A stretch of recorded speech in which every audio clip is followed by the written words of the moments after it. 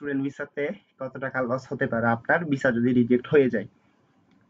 আসসালামু আলাইকুম সবাইকে। আজকে একটা ইম্পর্টেন্ট টপিক নিয়ে আলোচনা করব, সো ভিডিওটা লাস্ট পর্যন্ত দেখেন। এমন কিছু আপডেট দিব আপনাদের যা আপনার চোখ খুলে দেবে। সো আমি বর্তমানে আছে হচ্ছে লিথুনিয়া বিজনেস কলেজের অফিসিয়াল ওয়েবসাইটে। এটাতে কেন আছি, আমি আপনাদের জাস্ট লিথুনিয়া বিজনেস কলেজের যে আপডেটেড যে টিউশন ফি এর প্যারা অ্যাড করেছে সেটা আমি আপনাদের ডিসকাস করার জন্য। সো নতুন রুলসে লিথুনিয়া বিজনেস কলেজে আপনার ভিসা যদি রিজেক্ট হয় তাহলে তারা 1000 ইউরো ব্যাক দিবে না, এটা তারা বলে দিয়েছে।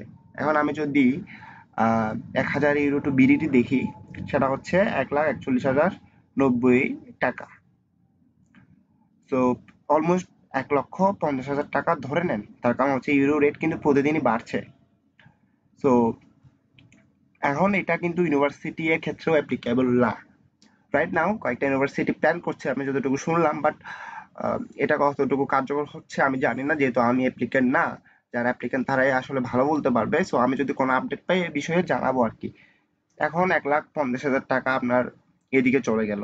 অনেকেই কিন্তু লিথুনিয়া বিজনেস কলেজ বা কলেজে অ্যাপ্লাই করছে, তাদের জন্য আমি আসলে মেনলি জিনিসটা দেখালাম। সো এখন আপনার থেকে কিন্তু এম্বাসি ফেস করতে হলে আপনার থেকে হয় নেপাল যাইতে হবে, না হলে হচ্ছে আপনার ফিলিপাইন্স যাইতে হবে। এখন ম্যাক্সিমাম মানুষজন কিন্তু নেপাল যাচ্ছে, না হলে ফিলিপাইন্স যাচ্ছে। ফিলিপাইন্স যাওয়ার যে রেটটা অনেক বেশি। আমি যদি টিকিট ফিটা একটু দেখি, ম্যাক্সিমামই কিন্তু ঢাকা টু জাকানপুর, কাঠমান্ডুতে অনেকে যায়, বাট 53 থেকে 55 রেঞ্জে ম্যাক্সিমামই কিন্তু মানুষজন যায়। 30,000 টাকাটাতে অনেক ঘোরাফেরা লাগে, অনেকে যাইতে চায় না। সো এখন আমি যদি এখন এখানে দেখি যে ফ্রম বাংলাদেশ, আহ, আচ্ছা ঢাকা দেখি, আমি ঢাকা শাহজালাল, আহ, আচ্ছা সো আমি যদি এখন দেখি যে ফিলিপাইন্সের যে আহ, ফিলিপাইন্সের যে ফিলিপাইন্স বাংলাদেশ টু ফিলিপাইন্স দিই, Bangladesh to Philippines ticket price চলে আসবে এখানে। ফিলিপাইন্সে আসলে খরচটা আসলে কেমন আমরা একটু দেখি।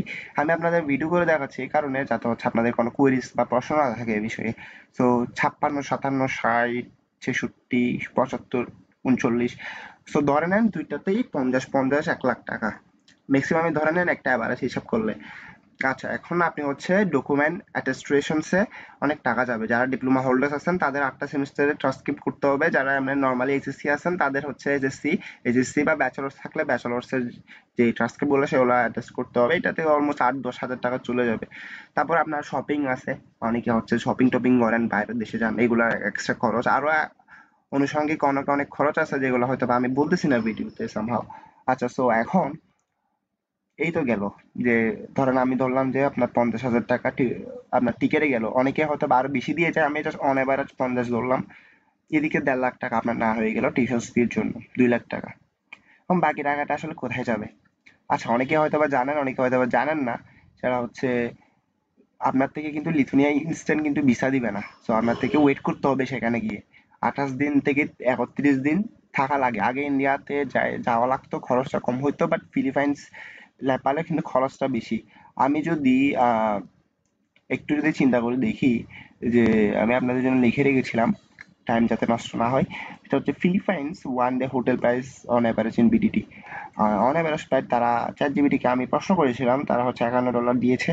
সো এখানে কিন্তু আছে, আপনারা দেখতে পারবেন টাকাগুলোর প্রাইসটা কেমন। বিডিটি 25, 27, 22, 25, 28। তো এখন আপনার থেকে ওইখানে 28 দিন থাকা লাগে। অনেকে থাকে, অনেকে হচ্ছে বা চলে আসে, চলে এসে হচ্ছে আবার পাসপোর্ট কালেক্ট করতে যায়, যেটাও অনেক সেম খরচ।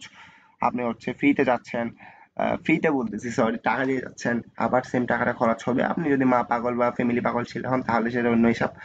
সো এখানেও কিন্তু আপনার 2 লাখ বা 2.5 লাখ বা 1.5 লাখ টাকার একটা খরচ হতে পারে। আপনার চলাফেরা, আপনার লাইফ স্টাইলের উপর ডিপেন্ড করতেছে যে কত খরচ হবে। সো সব মিলিয়ে আমি যদি একটা হিসাব করি তাহলে 4 থেকে 4.5 লাখ টাকা আপনার লস হতে পারে, অথবা 5 লাখও যাইতে পারে। Depends on person to person. তো আশা করছি আমি আপনাদের বুঝাইতে পেরেছি। এটা আমি একদম বেসিক ভিডিও বলতেছি। অনেক ইউটিউবার আছে যে এই জিনিসগুলো এলাবোরেট করবে যে কিভাবে কি হচ্ছে। আমি এভাবে না, ভাই আমার কোনো ইন্টেনশন নাই যে আপনাদের টাইম নষ্ট করব। সো আশা করছি যে আপনাদের একটা বেসিক ধারণা দিতে পেরেছি। আপনাদের এই বিষয়ে বা লিথুনিয়া বিষয়ে যদি কোনো কমেন্টস থাকে আমাকে এই ইনবক্সে জানাতে পারেন। আমার সেম নামে একটা ফেসবুক পেজ আছে, না হলে হচ্ছে কমেন্ট করতে পারেন ইউটিউবের কমেন্ট বক্সে। আর আর এই নেক্সট কি বিষয়ে জানতে চাচ্ছেন, অন্য কোনো বিষয়ে, তা আমাকে কমেন্ট করে জানাবেন। সবাই ভালো থাকেন, ভিডিওটা ভালো লাগলে সাবস্ক্রাইব করবেন, এই আর কি। সবার সুস্থতা কামনা করছি। আসসালামু আলাইকুম সবাইকে।